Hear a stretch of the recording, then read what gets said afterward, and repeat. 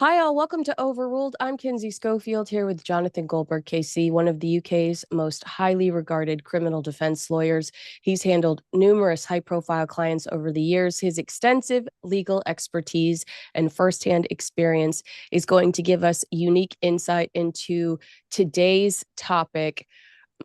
Jonathan, it might be one of the most hated women in the world, Ghislaine Maxwell, uh, the longtime associate and confidant of Jeffrey Epstein. She's currently serving a 20-year federal prison sentence for her role in allegedly grooming and trafficking underage girls for Epstein's abuse. Um, Talk to me about who Ghislaine Maxwell is, because 30 years ago, someone might not have ever predicted that she would be in this situation. She was a real socialite and ran with the elite. Indeed, Kinsey, and it's an extraordinary story. And the bottom line is, I feel some sympathy for her. I think there's worse people in the world and worse women in the world, but we'll let the audience be the judge when I've explained her background. And you have to start with her parents, who were remarkable people. Let's begin with her mother, actually.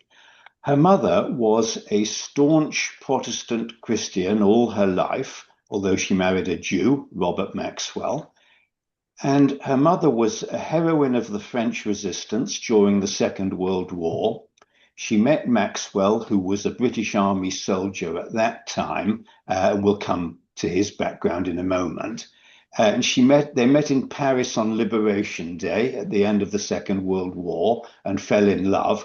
And you couldn't have had more improbable and unlike people to get married because she was a great intellectual. She wrote a number of books on French literature later in her life and on Holocaust studies and genealogy of Jews. She traced her husband's family and the 300 members of his family who were murdered by the Nazis. So she was, by all accounts, an intellectual, a delightful woman. Everybody loved her. When she died eventually in about 2013, she got glowing obituaries from all the press. Robert Maxwell, the father.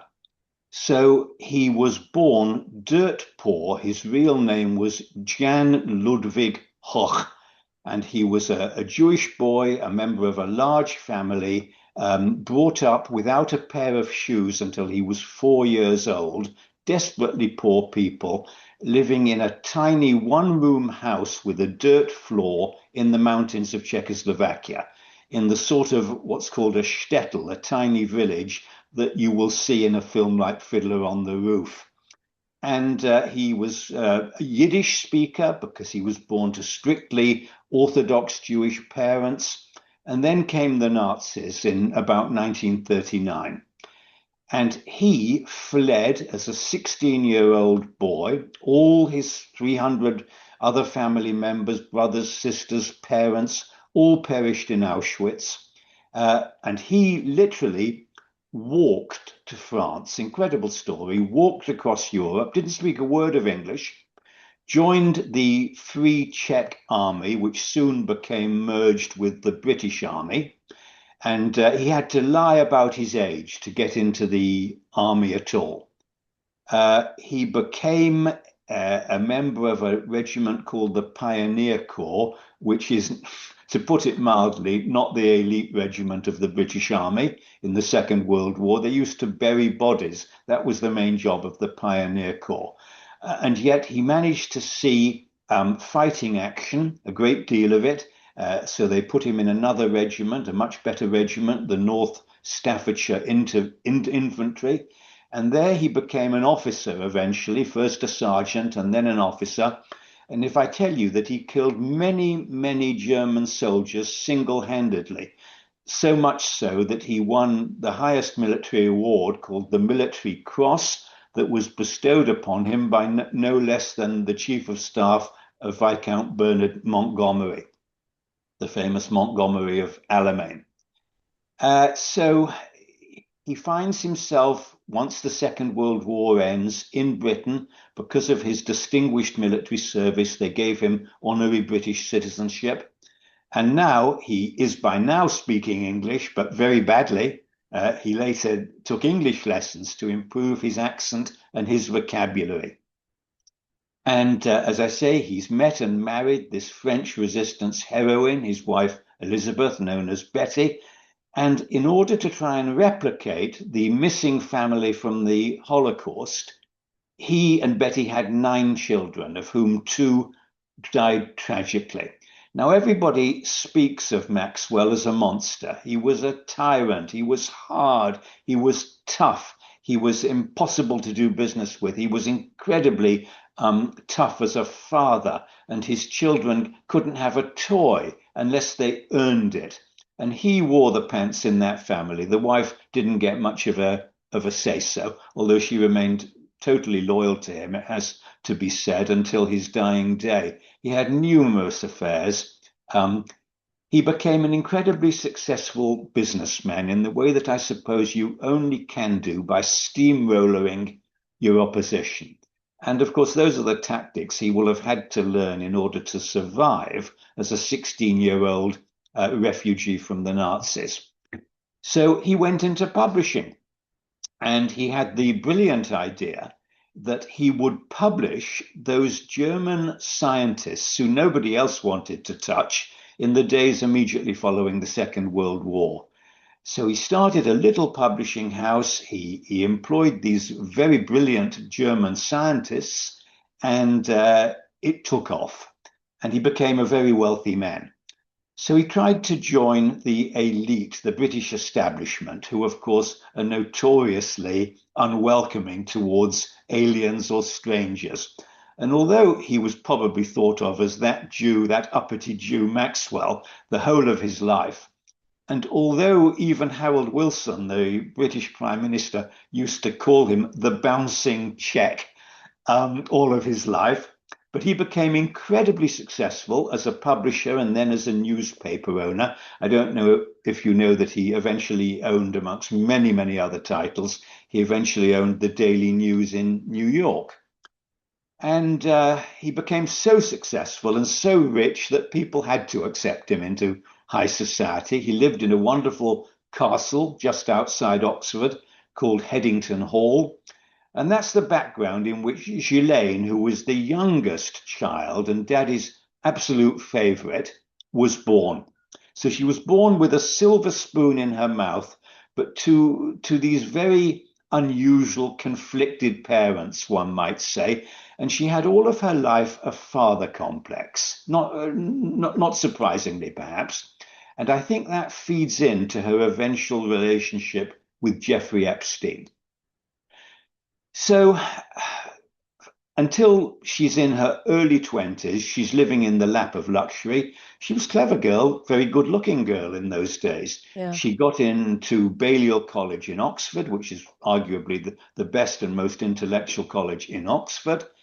She mixed in high society. All the posh people sent their children there if they were clever enough to get in. And it's at Oxford, actually, that she met Prince Andrew, as he then was, although, of course, he wasn't clever enough to be in Oxford, but he used to attend all the parties.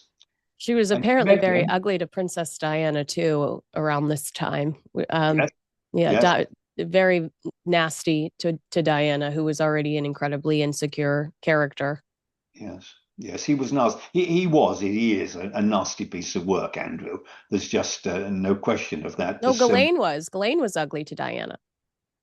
Well, compared to Diana, I suppose you could say nobody really had Diana's glamour, but Ghislaine was not ugly. If you look at the photos of her in those days, she was really rather beautiful. She really looked rather like Elizabeth Taylor as a young woman.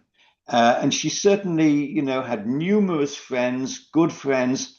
But then, of course, the terrible tragedy occurs, and that was that Robert Maxwell, Daddy, in 1991, falls off his yacht that he named the lady Ghislaine. Indeed, we have to pronounce that right, because believe it or not, the way to pronounce her name, and nobody does, but the correct way is Ghislaine. Ghislaine is the correct way to pronounce her very ancient name, as it is a name of very ancient origins in France. So he falls off his yacht. He was off the Canary Islands, magnificent yacht, sailing alone, obviously with his staff and his crew. And to this day, nobody knows. Was he pushed somehow? Did he fall naturally? Was it an accident? Was it murder? Was it suicide? Nobody knows. The Spanish inquest, because as I say, the nearest land was the Canary Islands, the Spanish inquest said it was an accident. Ghislaine herself and her brothers insist it was murder. Nobody's very clear if it was murder, by whom. Everyone agrees he wasn't a character who would ever have committed suicide. When you think what he'd survived in his life and made good, such people rarely commit suicide. Um, uh, Questions. Was he a Mossad agent who had crossed the Mossad? Certainly, he assisted Israel in many, many important ways that are still secret. You know that from the fact his body was buried on the Mount of Olives in Jerusalem. The eulogy was delivered by the then Israeli Prime Minister, and 6 heads or former heads of Mossad attended that funeral. And there's no question he did tremendous secret service for the Israeli state.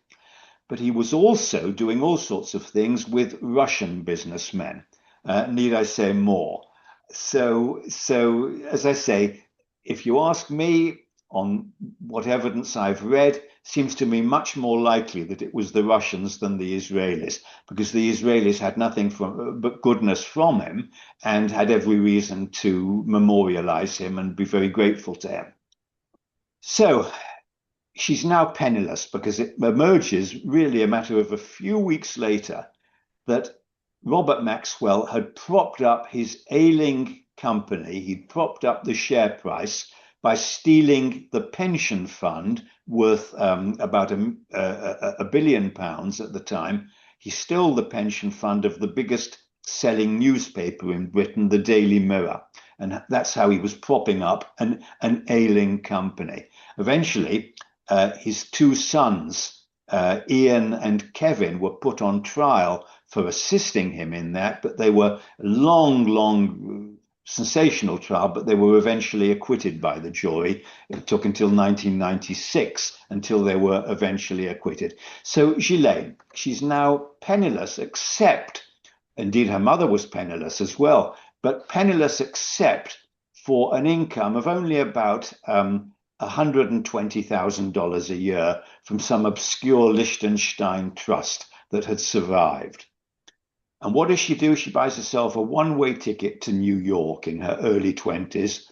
As many girls go to Hollywood hoping they'll be lucky, she went to New York. And soon she was able to mix in high society, and she went up, sort of from one well thought of, well-known boyfriend to the next. And eventually she meets Epstein in the early 1990s. And she becomes his girlfriend for several years, according to all the gossip columnists at the time, desperate to marry him. He, of course, incredibly rich and successful, and nobody knows where the money came from to this day, but there's all sorts of theories. So it's all a bit like Daddy, even to this extent. And he's older than her. He teaches her. He's her mentor. She's totally devoted to him. But of course, he was, what shall we call him? Just a sexual degenerate. And he couldn't ever be satisfied with one woman. And she had to put up with all his philandering, just of course, as her mother had to put up with her father's absolutely open philandering. And eventually she gets a sort of status. He calls her his main girlfriend. So I suppose that's something. And his main girlfriend really becomes so enmeshed in his web and so dependent on him financially. He bought a brownstone, a smaller one than his own, in New York. He paid her an income. He called her his main assistant. And eventually, of course, because he was a man who had to have apparently 5 different women a day just to function. And before you turn your nose up at that, viewers, remember that they say the same now about President John F. Kennedy. Of course, he was able to hide it at the time, but they say the same, don't they? Anyway, so she becomes the procuress, the madam, if you like, to the brothel type life of this sexual predator. And that involved, according to many of the girls who gave testimony eventually, including the best known Virginia Giuffre, that involved her finding these girls, be it at a Starbucks, be it at a young person's concert, be it at a playground, be it outside the school gates, whatever it might be, in New York, in Florida, in Palm Beach, in New Mexico, in the British Virgin Islands, where he had his own private island, Little St. James's. She was, by the way, a qualified helicopter pilot, and she used to fly him by helicopter from Miami to the island, to Little St. James's.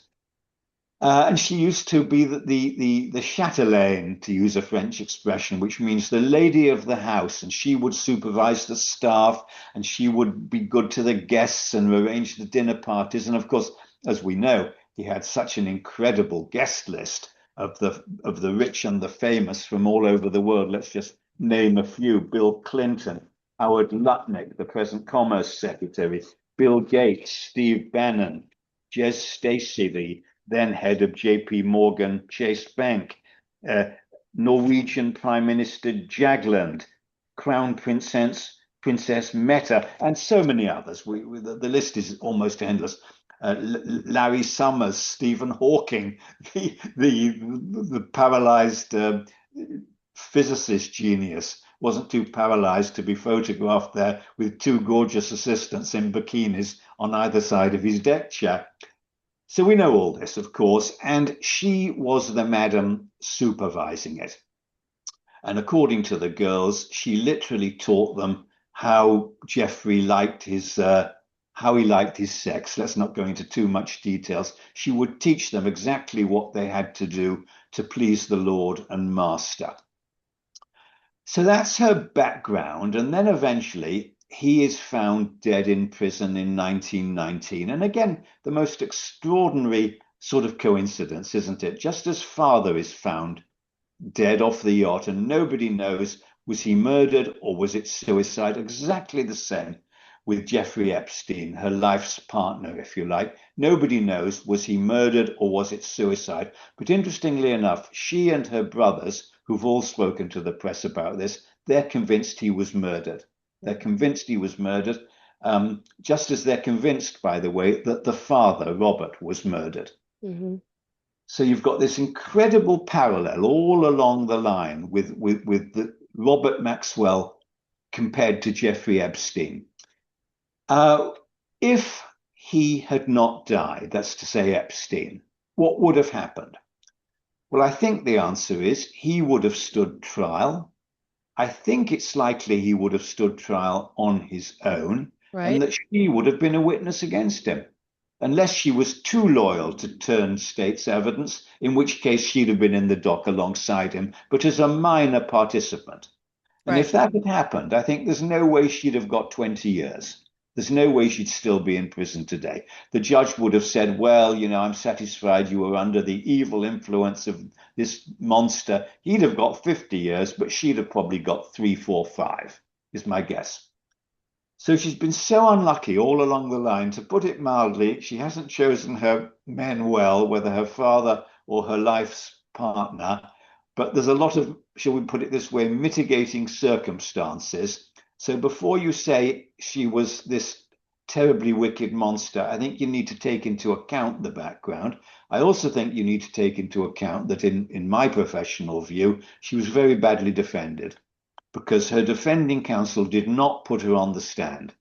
And if he'd put her on the stand, she could have given the story in much more detail that I've given you. And I think there'd have been great sympathy for her with any jury, or if that failed, with any judge when sentencing. But for her not to give evidence and to stay silent, so none of what I'm telling you here in just broad outline, because it's a fascinatingly detailed story, I'm just giving you the nutshell of it. None of that came out at her trial, and that's why she got the 20 years. And it has to be said that she's been terribly loyal since to all the people she could name. because, of course, the Justice Department have been begging her to try and name names, and she won't. She won't name. She even makes excuses for Andrew. She even denies that Andrew misbehaved himself, and she's gone along with all sorts of lies. For example, about the famous photograph where he's got his arm around Virginia Jofra, then 17, in her house in London, in Belgravia. And she even made excuses to back his story that it was a fake photograph and it didn't look like his hands and this sort of nonsense. So she's very loyal, but you have to ask, is the loyalty because she's terrified? Because if she believes, as she does, that Jeffrey Epstein was murdered in order to stop him naming the famous names, she might be frightened that the same thing would happen to her, a death in prison, if she were to name names. So that's the gist of it. Yeah. I've I gone on think a that long that's a, a time. good a good question to ask the audience is, do they think that's why she has remained so loyal out of fear, or is she trying to protect herself? We want to hear from you. We want you to leave us a comment and let us know what your thought is regarding her loyalty and her silence throughout this process. So, Kinsey, I've spoken too much. Any questions? No, I have to go now. I've got another hit in the next few minutes. But you did give us a great rundown of her history and what's going on. And if the audience has any questions, we can take those and ask you in a future episode. But Yeah. um, if you agree with Jonathan that perhaps Maxwell has unfairly taken the brunt of this, let us know in the comments below. Make sure you like this video, subscribe, and share it with a friend.